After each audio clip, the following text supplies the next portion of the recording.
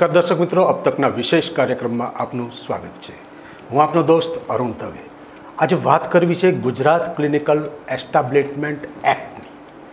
આ એક કાયદો 2021માં જ્યારે અમલમાં આવ્યો ત્યારથી શરૂ કરી અને જે કંઈ હોસ્પિટલ ક્ષેત્રની જે કંઈ ગતિવિધિ હતી એના છેલ્લા કોરોના બાદ એક સંપૂર્ણ ડેટા એકત્ર થાય, ભારત સરકારને, રાજ્ય સરકારને એક ચોક્કસ માહિતી પ્રાપ્ત થાય એટલા માટે આ કાયદાનું ઝડપી અમલ કરવામાં આવ્યું છે। અને મિત્રો ખાસ કરી અને ડૉક્ટર મિત્રો ખાસ સાંભળે, 12 માર્ચ 2025 એની ડેડલાઇન છે। આ પહેલાં આ કાયદામાં રજિસ્ટ્રેશન કરાવવું ખૂબ જ જરૂરી છે। આજે આ વિષય ઉપર ચર્ચા માટે આપણી સાથે ગુજરાત આયુર્વેદિક અને યુનાની કાઉન્સિલના જે પ્રમુખ છે ડૉક્ટર સંજય જીવરાજાની અત્રે ઉપસ્થિત છે। ડૉક્ટર સંજયભાઈ, આપનું સ્વાગત છે अब तकના આંગણે। ખાસ કરી અને હવે આપણે સીધો દોર જ શરૂ કરીએ। ગુજરાત ક્લિનિકલ જે એસ્ટાબ્લિશમેન્ટ એક્ટ છે, તો આ એક કયા પ્રકારનો છે, એમાં શું શું જોગવાઈ છે અને એ શું છે? Thank you Arunbhai. જય ધન્વંતરી। નમસ્કાર દર્શક મિત્રો। સર્વપ્રથમ તો આ સરસ મજાનો કાર્યક્રમ કરવા બદલ अब तक મીડિયાને હું ધન્યવાદ પાઠવું છું। ગુજરાત મેડિકલ પ્રેક્ટિશનર એક્ટ એ 2021માં અમલમાં આવ્યો છે।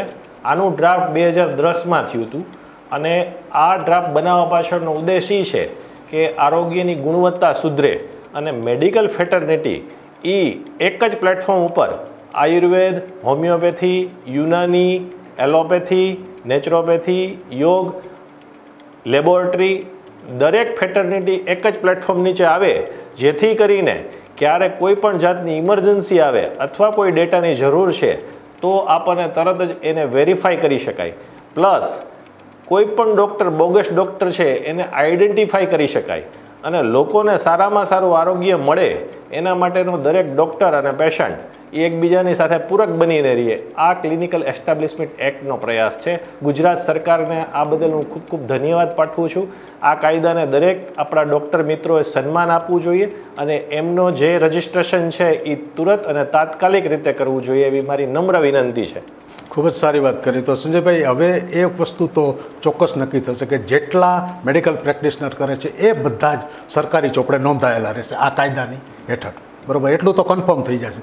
હવે ખાસ કરી આની એક રજિસ્ટ્રેશનની જ્યારે વાત આવે છે, 12 માર્ચ 2025 સુધી રજિસ્ટર કરવાનું છે, તો એની એક ચોક્કસ પ્રક્રિયા સરકારે નક્કી કરી હશે, તો એ શું છે એનું બહુ ટૂંકમાં તમે માહિતી આપશો? ખૂબ સરસ વાત છે। આ ગુજરાત સરકાર આના માટે 14 સભ્યોની સ્ટેટ કાઉન્સિલની એક આખી અલગ જ એની મેમ્બર રાખેલ છે, જેમાં માનનીય આરોગ્ય મંત્રી શ્રીની અધ્યક્ષતામાં 30 નવેમ્બરે એક મિટિંગ થઈ। એમાં પણ આ જ વસ્તુની રજૂઆત થઈ કે as early as possible 12 March સુધીમાં દરેક વ્યક્તિ દરેક ડૉક્ટર પોતાનું રજિસ્ટ્રેશન કરાવે। આ પ્રક્રિયા સંપૂર્ણ ઓનલાઈન છે। ક્લિનિકલ એસ્ટાબ્લિશમેન્ટ એક્ટ.gipl.in ઉપર દરેક ડૉક્ટરે સ્ટેપ વાઇઝ બહુ ઇઝી છે અને દરેક એને સમજી શકશે, દરેક એને ભરી શકશે। એનું એમને બાજુમાં ડેમો પણ આપેલ છે, એટલે બહુ જ ઇઝી પ્રક્રિયા છે। એના નીચે તમે રજિસ્ટ્રેશન કરાવશો એટલે તમને કોઈ પણ જાતનું બીજી એરર નહીં આવે। નેક્સ્ટ, જ્યારે જિલ્લા વાઇઝ પણ કમિટી બનાવેલ છે, એમાં સૌથી છે ચેરપર્સન છે, કલેક્ટર છે, એની નીચે CDMO છે અને એની નીચે CDHO છે। આ ત્રણની કમિટી છે એ જે તે ક્લિનિકનું વેરીફાઈ કરશે અને 1 વર્ષનું પ્રોવિઝનલ સર્ટિફિકેટ મળશે। એટલે દરેક ક્લિનિકને આની નીચે રજિસ્ટ્રેશન કરાવવા મારી નમ્ર વિનંતી છે અને જે કોઈ અધિકારી આવે એમને સપોર્ટ કરે, પૂરતો એમના એ સપોર્ટ કરી અને પોતાનું રજિસ્ટ્રેશન છે એને પૂરેપૂરું વેરીફાઈ કરે। અને જેટલા તમે સાચા અને શક્ય હોય એટલે ઇઝી ડોક્યુમેન્ટ્સ આપશો એટલું તમારું વેરિફિકેશન ઇઝી બનશે। તમે સાચા અને જેન્યુઅન ડોક્યુમેન્ટ અપલોડ કરશો તો તમે ઇઝીલી વેરીફાઈ થઈ શકશો। ખૂબ જ સારી વાત કરી ડૉક્ટર સંજયભાઈ। દર્શક મિત્રો, ઘણા ડૉક્ટર મિત્રો પણ અત્યારે મને સાંભળી રહ્યા હશે, તો ખાસ કરીને કોરોના પછી જે આપણી જે સ્થિતિ હતી મેડિકલની, તો ક્યાંક ને ક્યાંક આપણને ત્યારે ઘણું બધું કરવાનું, ઘણું બધું નહોતું કર્યું, ઘણું બધું કરવા આપણે હવે માગશી, તો આ ક્યાંક ને ક્યાંક આના અનુસંધાને જ આ નિયમ છે એ ખૂબ જ ફાસ્ટ ઇમ્પ્લિમેન્ટ કરવામાં આવ્યો છે। આ કાયદો લાવવાથી ડૉક્ટરનું રજિસ્ટ્રેશન થઈ જશે, સરકાર પાસે બધી વિગત આવી જશે, જે છેવાડાના ખૂણા સુધી કોઈ તબીબ બેઠો હશે તો એ સરકારના ચોપડે કે સરકારના રડારમાં હશે, એટલું તો આ કાયદાથી નક્કી થઈ જાય. પણ આ કાયદો લાવવાથી સામાન્ય જનતાને શું ફાયદો? Transparency is there. એકદમ પારદર્શકતા આવશે. આજે કયો ડૉક્ટર શું કરે છે એની ડૉક્ટરને જાણ હશે અને એ પબ્લિક સુધી પહોંચશે. પબ્લિક છે આજે કોઈ પણ ડૉક્ટર છે એ સરકારમાં મૂકશે તો એકદમ ટ્રાન્સપરન્સીથી એને મૂકવું પડશે, એના ડોક્યુમેન્ટ મૂકવા પડશે, એનું વેરિફિકેશન થશે. એનાથી આરોગ્યની ગુણવત્તા સુધરશે. કોઈ પણ વ્યક્તિ આજે કોઈ પણ જે પ્રેક્ટિસ કરે છે એના એક નિયમો બનશે અને છેવાડાના માણસ સુધી જે ગ્રાઉન્ડ ઉપરનો વ્યક્તિ છે એને એનો લાભ મળશે. આજે આરોગ્યની ગુણવત્તા સુધરશે તો વૈશ્વિક લેવલ આપણો ઇન્ડેક્સ પણ સુધરશે કે ભાઈ હેલ્થ ઇન્ડેક્સમાં ભારતનું છે એ નામ છે એ ટોપ ઉપર આવતું જશે. એટલે આજે નીચેથી ઉપર સુધી આપણને બેનિફિટ છે, સરકારથી માંડી અને નાનામાં નાના વ્યક્તિ સુધી, અને ડૉક્ટરને પણ ફાયદો જ છે. આજે તમે જેટલા વેરિફિકેશન થશે અથવા તો ટ્રાન્સપરન્સી હશે એટલા તમે પોતે સજાગ રહેશો કે ભાઈ મારે બધું જ રજિસ્ટર બધું મેન્ટેન કરવાનું છે. તો તમે એટલા એક્ટિવ રહેશો, એટલા સજાગ રહેશો, એટલું તમે સારી ગુણવત્તા આપશો. ખૂબ જ સારી વાત કરી. હવે સંજયભાઈ, મને એ પ્રશ્ન થાય છે, સપોઝ હું એક ડૉક્ટર છું, મારે રજિસ્ટ્રેશન કરાવવું છે, તો મારે મારા કયા આધારો એમાં સબમિટ કરવા, સ્કેન કરી રાખવા, એની ઓલી ડોક્યુમેન્ટ ફાઇલ બનાવી રાખવી કે સીધા હું અપલોડ કરાવી શકું? 4 કે 5 જે મહત્ત્વના આધારો છે એ વિશે ટૂંકમાં માહિતી આપશો?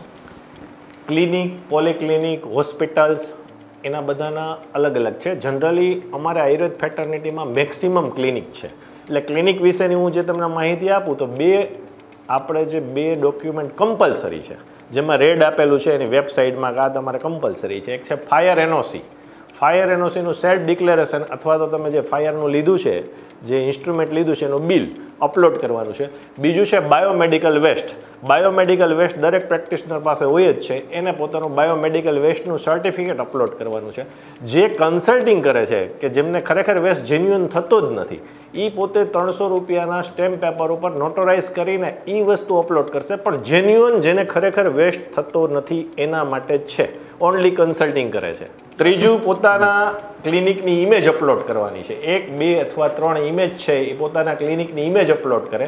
અને લાસ્ટમાં 4th કે 1000 રૂપિયાની જે ફીસ છે, જે નાના ક્લિનિક છે એના માટે હું વાત કરું છું કે પોતાની 1000 રૂપિયાની ફી એને ઓનલાઈન પે કરવાની, એટલે એને પ્રોવિઝનલ સર્ટિફિકેટ 1 વર્ષનું આવશે. ખૂબ જ સારી વાત કરી. હવે આંકડાકીય દ્રષ્ટિએ છેલ્લા 30 તારીખે જ્યારે રાજ્ય સરકારે મિટિંગ બોલાવી ત્યારબાદ લગભગ 90,000 જેટલી અંદાજે હોસ્પિટલનો એક આંકડો નક્કી કરવામાં આવ્યો છે.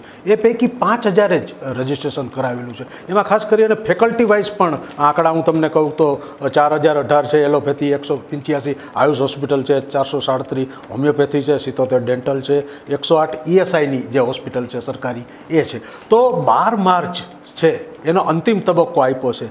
તો ત્યારબાદ કદાચ ન કોઈ કરાવે કે રહી જાય કા તો કાયદાકીય કડક સ્વરૂપ એનું કેવું આવશે? કેટલાક એવી રોકડ દંડ થશે, કાયદાકીય કયા એવા એની ઉપર સજા કરવામાં આવશે? એ બાબતે થોડોક પ્રકાશ પાડશો? આપણે 12 માર્ચ 2025 સુધીમાં ઓનલાઈન કરવાનું છે. એટલે ઓનલાઈન છે ને, બધા ડૉક્ટર છે ને એ જનરલી બધા ઓનલાઈન યુઝ કરતા જ હોય છે. તો હું એવું માનું છું કે પર્સનલ લેવલ કે 95% ડૉક્ટર તો ઓનલાઈન 12 માર્ચ પહેલાં કરી જ દેશે. આયુર્વેદ, હોમિયોપેથી, એલોપેથી, યુનાની, યોગ અને નેચરોપેથી અને લેબોરેટરી. હવે જે બાકીના અમુક ડૉક્ટર્સ છે જેને નથી કરવાનું અથવા નથી કર્યું, તો એમના માટે 10,000થી માંડીને 5 લાખ સુધીનો દંડ છે. કાયદાકીય જોગવાઈ છે કે તમે એ નહીં કરો તમે બોગસ તબીબમાં આવશો અને તમારે 10,000થી માંડીને 5 લાખ સુધીનો દંડ છે. એટલે આપણે કમ્પલસરી આને માન દેવાનું છે અને આપણા માટે બેનિફિશિયલ છે, પેશન્ટ માટે બેનિફિશિયલ છે, સરકાર માટે બેનિફિશિયલ છે અને આપણા દેશ માટે પણ આ વસ્તુ બેનિફિશિયલ છે.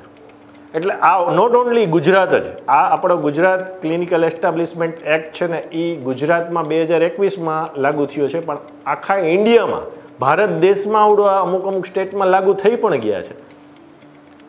ખૂબ જ સારી વાત કરી. દર્શક મિત્રો, ખાસ કરી અને કોઈ પણ જ્યારે સરકાર આરોગ્ય લેવલે કંઈક નિર્ણયો લેતી હોય છે એની પાછળ ઘણો બધો એનો ઉદ્દેશ હોય છે. સાવ છેવાડાના માનવીને સારામાં સારી ક્વોલિટીયુક્ત જે મેડિકલ ફેસિલિટી મળે એમાં પણ ક્યાંક ને ક્યાંક આ કાયદાનો ઊંડાણમાં હેતુ રહેલો છે. અલગ અલગ પ્રકારની જે જોગવાઈઓની તમે વાત કરી, સપોઝ મને એવો પણ એક પ્રશ્ન ચર્ચા દરમિયાન થયો કે સપોઝ કોઈ હોસ્પિટલની જ્યારે નોંધણી કરવામાં આવે છે તો ઘણી બધી એવી હોસ્પિટલો એમાં લેબોરેટરી હોય કે રેડિયોલોજી આવા વિભાગો પણ એક જ સંકુલમાં ઊભા કરવામાં આવ્યું, તો આ માટે એનું અલગ અલગ રજિસ્ટ્રેશન લેવાનું હોય કે એક હોસ્પિટલનું એક જ હોય એની અંદર આવી જાય? હોસ્પિટલ આવશે ને એના વિઝિટિંગ ડોક્ટર્સ આવશે, પરમેનન્ટ ડોક્ટર્સ આવશે. એટલે હોસ્પિટલ એક જ હોય તો હોસ્પિટલની એકની અંદર જ બધા ડોક્ટરનું આવી જશે. કોઈ ટ્રસ્ટ હોય તો ટ્રસ્ટની અંદર જેટલા ડોક્ટર આવતા હશે એ બધા ડોક્ટરનું ટ્રસ્ટમાં જ આવી જશે. એટલે તમે એક જ મોટું સંકુલ છે જ્યાં 50 બેડની 100 બેડની હોસ્પિટલ છે તો એ હોસ્પિટલની નીચે જ આવશે, પણ એની અંદર બધા ડોક્ટર પરમેનન્ટ વિઝિટિંગ બધું ડોક્ટર છે એકદમ ટ્રાન્સપરન્સીથી આવશે. કોઈ ઇક્વિપમેન્ટ્સ વાપરતું હોય 10,000થી ઉપરનું તો એ પણ એમાં અપલોડ કરવાનું છે. એટલે તમે દરેક વસ્તુ તમે શું કરો છો, ક્લિનિક એસ્ટાબ્લિશમેન્ટમાં તમારું શું છે, એ બધી જ વસ્તુ એકદમ ટ્રાન્સપરન્સીથી આપવાની છે. એટલે તબીબી સારવાર સુવિધાનું દર્શક મિત્રો આના આપણે જે ચર્ચાનો દોર હતો એમાંથી હવે એટલી સમજ મને આવી છે અને આપને ચર્ચા ઉપરથી ખ્યાલ આવ્યો છે કે કોઈ પણ એક હોસ્પિટલનું સંકુલ ઊભું થાય તો એની અંદર કયા કયા ડૉક્ટરો છે, કેવી કેવી ફેસિલિટી છે, એ તમામ વસ્તુનું જે એક નોંધણી કહી શકાય અને લોકો સુધી અવેરનેસ પહોંચે, સરકારને પૂરો ડેટા મળે, આવી ક્યાંક ને ક્યાંક આશય રહેલો છે. એટલે જે કોઈ મેડિકલ ફિલ્ડ સાથે સંકળાયેલા હોય, હોસ્પિટલના સંચાલકો હોય, ડૉક્ટર હોય, એ ગમે તે પ્રકારના ડૉક્ટર હોય, આયુર્વેદિક હોય, હોમિયોપેથિક હોય, એલોપેથી હોય, તો એ તમામે તમામ પ્રકારનું રજિસ્ટ્રેશન કરાવવું છે એ ક્યાંક ને ક્યાંક સૌના ભલા માટે છે. કોરોના જેવી ફરી બીમારી આવે, વાયરસ આવે, જીવાણુ આવે, બેક્ટેરિયા, ઘણા બધા એટેક આવતા જ રહેવાના છે. આપણે એની સાથે જીવતા પણ શીખવાનું છે. આવા બધા નિયમોના કારણે ક્યાંક ને ક્યાંક આપણને ઘણી સુગમતા રહેતી હોય છે. હવે ખાસ કરી અને અંતિમ એક પ્રશ્ન, એક આની સાઇટનું એક આપણે કહેવાનું રહી ગયું છે. આ કોઈને રજિસ્ટ્રેશન કરાવે તો કઈ સાઇટ ઉપર કરાવી શકે? આ કાયદો છે ને ટૂંકમાં અત્યારે બધા ડોક્ટરોમાં CEA 21 તરીકે ઓળખાય છે. CEA 21 ક્લિનિકલ એસ્ટાબ્લિશમેન્ટ એક્ટ 21 અને એની સાઇટનું નામ છે ક્લિનિકલ એસ્ટાબ્લિશમેન્ટ એક્ટ.gipl.in. એ સાઇટ ઉપર જઈને તમે ઓનલાઈન રજિસ્ટ્રેશન કરી શકો છો. સંપૂર્ણ પ્રક્રિયા ઓનલાઈન છે. અત્યાર સુધી ક્લિનિકલ એસ્ટાબ્લિશમેન્ટ એક્ટ પહેલાં હોસ્પિટલ, ક્લિનિક, ડૉક્ટર હતા. હવે પછી ક્લિનિકલ એસ્ટાબ્લિશમેન્ટ એક્ટમાં રજિસ્ટ્રેશન થશે. CEA 21 લાગુ પડ્યા પછી હવે પછી શ્રેષ્ઠતમ ડૉક્ટર, શ્રેષ્ઠતમ ક્લિનિક અને શ્રેષ્ઠતમ હોસ્પિટલ જોવા મળશે કે જ્યાં તમને શ્રેષ્ઠતમ સારવાર મળતી હશે, જેમનો એપ્રોચ હંમેશા માટે પેશન્ટ પ્રત્યેનો એક ભાવના, કરુણા, વિશ્વાસ અને લાગણીનો હશે. Thank you all. જોઈને મિત્રો, ક્યાંક ને ક્યાંક જે રજિસ્ટ્રેશનની પ્રક્રિયા હતી, ક્યાં ક્યાં એના આધારો તમારે જોડવાના છે, આ બધી જ પ્રક્રિયા થઈ અને તમને એક ચોક્કસ એનું સર્ટિફિકેટ આપવામાં આવશે નોંધણીનું, અને એ તમારે હોસ્પિટલની અંદર કમ્પલસરી રાખવાનું. સાથોસાથ જે આ બધા બાયોમેડિકલ વેસ્ટના અને આ બાબત જે કાંઈ આધારોની ડૉક્ટર સંજયભાઈ વાત કરી એની પણ વિશેષ કાળજી લેવાની છે. અબ તક વિશેષમાં આવી અલગ અલગ વાતો સાથે કંઈક નવી વાત છે, એક નવા કાયદાકીય સ્વરૂપે આપણા આરોગ્ય ક્ષેત્રે, એક જન આરોગ્ય ક્ષેત્રે એક મહત્ત્વનો નિર્ણય લેવાયો છે. ત્યારે ડૉક્ટર સંજયભાઈ આપણી સાથે ઘણી બધી વાતો કરી. સંજયભાઈ, આપનો ખૂબ ખૂબ આભાર. ખાસ કરી અને દર્શક મિત્રો, આપને એક ખાસ વિનંતી છે કે આવી જ્યારે ઇન્ફોર્મેટિવ તમને માહિતી મળતી હોય ત્યારે તમે એને લાઇક કરો, શેર કરો, સબસ્ક્રાઈબ કરો, અન્યોને જાણ કરો. આપના તબીબ મિત્રો પણ ઘણા હશે, સાંભળતા હશે, તો એ ખાસ કરી અને આ બાબતે વિશેષ દરકાર લે અને ખાસ કરી અને અન્યોને જાણ પણ કરે. અને એક મહત્ત્વની બાબતમાં રજિસ્ટ્રેશન છે એની એક મૂવમેન્ટ ઉપાડી અને 12 માર્ચ પહેલાં 2025 પહેલાં આપણે બધું જ સંપન્ન કરીએ, જેથી કરી અને સમાજનો છેવાડાનો જે માનવી છે એને શ્રેષ્ઠમાં શ્રેષ્ઠ, અફલાતુન કહી શકાય એવી ક્વોલિટીયુક્ત એને મેડિકલ ફેસિલિટી મળે.